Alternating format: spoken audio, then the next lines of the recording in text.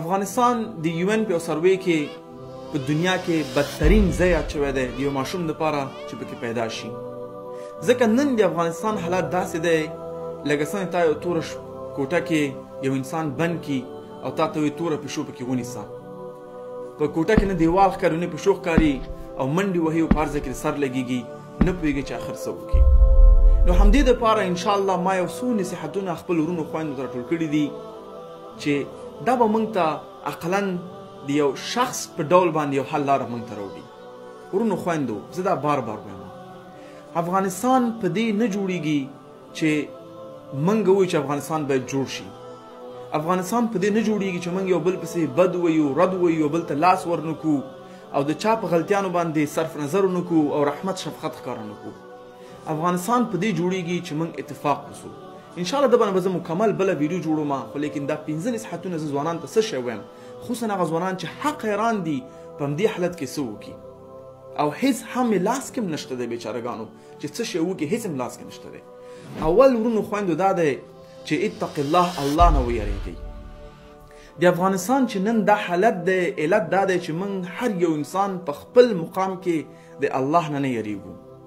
صحیح دی موږ ډېر ښه یو چې هر چا سره کینو هغه وایي زه ښه انسان یم، نور پکې بد دي، خو په خپله په دونه بدبختیانو باندې اخته یو، په دونه ګناهونو باندې اخته یو، په دونه بد کارونو باندې اخته یو چې موږ ته د بل چا ګناهونه بیخي عادي ښکاري.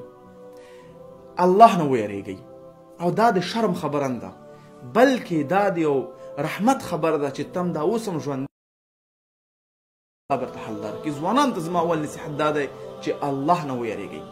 د دې نه معنا زما څه ده؟ الله نه ویریږئ، خپل شهوات کنټرول کړئ. الله نه ویریږئ، خپل ژبه کنټرول کړئ. الله نه ویریږئ، خپل سترګې کنټرول کړئ. الله نه ویریږئ او څه چې په لاس کېږي هغه کنټرول کړئ او هغه څه شی وکوئ فقط چې د الله او د هغه رسول ورته اجازه ورکړئ. دویم نصیحت چې زه ځوانانو ته ورکوم هغه دا دی چې ورونو خویندو 100% دا چک کړئ چې ستاسو رزق حلال وي.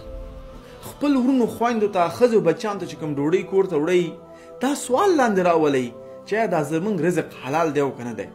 د دې معنا څه ده چې ته لمونځ کوې، ته عبادات کوې، ته الله ته دعا کوې، افغانستان ته خیر غواړې چې کله ستا په ګېډه کې حرام رزق دی. د دې معنا څه ده؟ هغه دعا خو ستا نه قبلېږي، ځکه حدیث رسول الله صلی الله علیه وسلم چې څنګه به د هغه کس دعا قبول شي او په سر باندې چې کله یو کس په دشته کې خاورې په سر باندې او دعاګانې کوي چې کله ګېډه په حرامو باندې ډکه ده.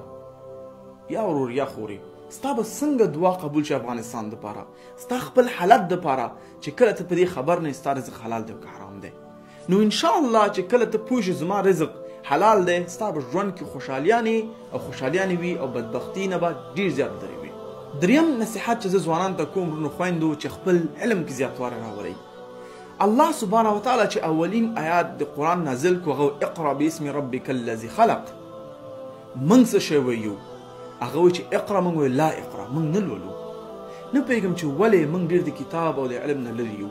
چې کله تاسو له علم نه لرې یاستئ د دې معنا دا ده چې تاسو په هېڅ هم نه پوهېږئ، سترګې م پټې دي، هېڅ باندې هم نه شي لیدلی.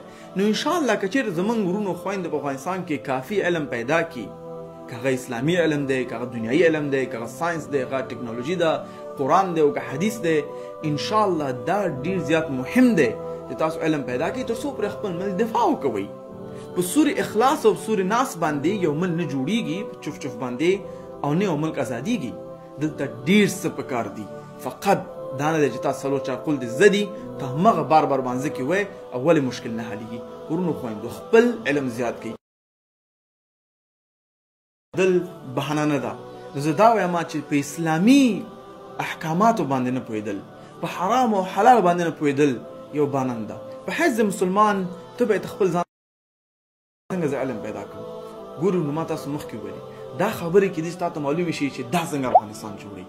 ګورئ افغانستان په یو سټراټیجي پلان باندې جوړېدلی شي، په یو سیستم باندې جوړېدلی شي، نه په جذباتو باندې. او انشاءالله دا کوم 5 مشروطونه تاسو در کومه چې دا تعقیب کې په اول په خپل ځان کې بدلون وګوري، بیا په خپل فامیل کې بدلون وګوري او همداسې بدلون په جامعه کې خپور شي.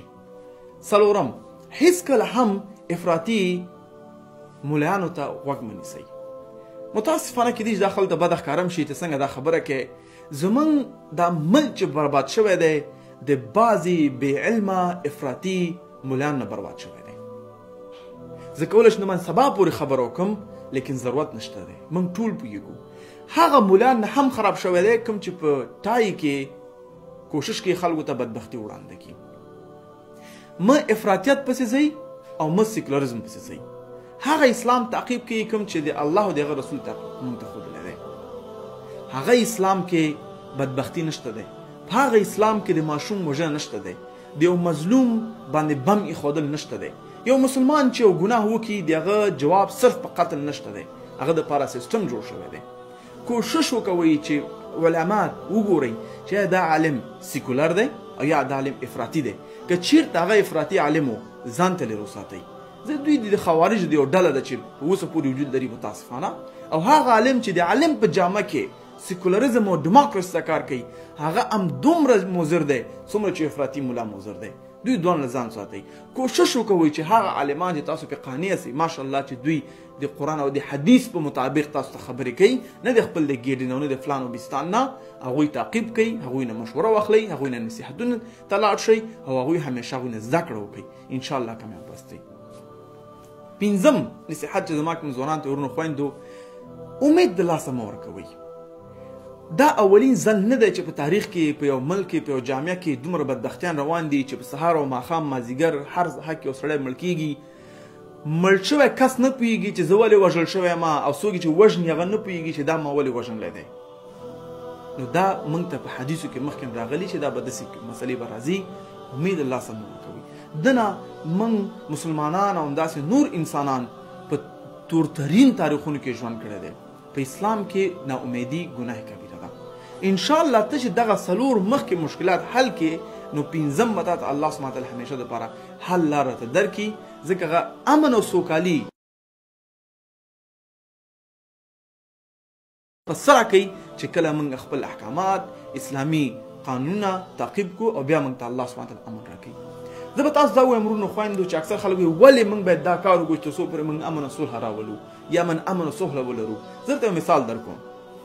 ته چې کله ځې یوکې ته هلته چې کله ته افغانستان ته راځې یا جرمني ته راځې دلته په راست طرف ته موټر چلې. ولې؟ ځکه د هر ملک خپل قانون دی. که ته هلته موټر ته په راست وچلې په ښي طرف ته وچلې نو ته حتما چا سره ټکر کوې، بدبختي سره مخامخ کېږي. که ته د هغه ځای قانون تعقیب کړې نو ته به انشاءالله بدبختي سره نه مخامخ کېږي. په همدې شکل باندې که ته مسلمان یې ته نشي کولی کفر په ځان تطبیق کړي او بیا ته خیر ته امید وساتې زه باید خیر ولرم، ارامه ژوند ولرم، خوشحالي ولرم. کار نه کوي. ځکه ته چې په هر یو قانون کې باید هماغه قانون تعقیب کړي. که ته چې ته کافر یې او ته ځان باندې اسلام قانون تطبیق کړې هغه تا ته کار نه کوي. ځکه ته باید اول مسلمان شې، قانون کې ځان دن نه کړي. دا نامعنا څه ده چې ته روژه نیسې وږی یې په حیث د کافر. ته زه روژه نشم وږی یم، مونځ نه کوې، عبادات نه کوې، نو ستا روژه خو بې معنا ده.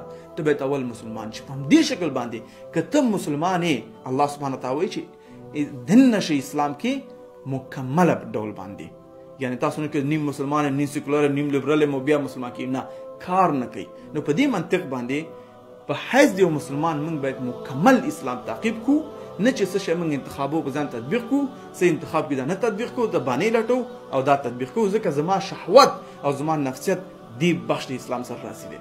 نو دا هیڅ کله کامیابېدی نه شي. زه د الله سبحانه وتعالی نه دعا کوم، خواهش کوم په عاجزۍ سره چې الله دې زموږ ملک کې خیر او برکت راولي او زموږ ځوانانو ته.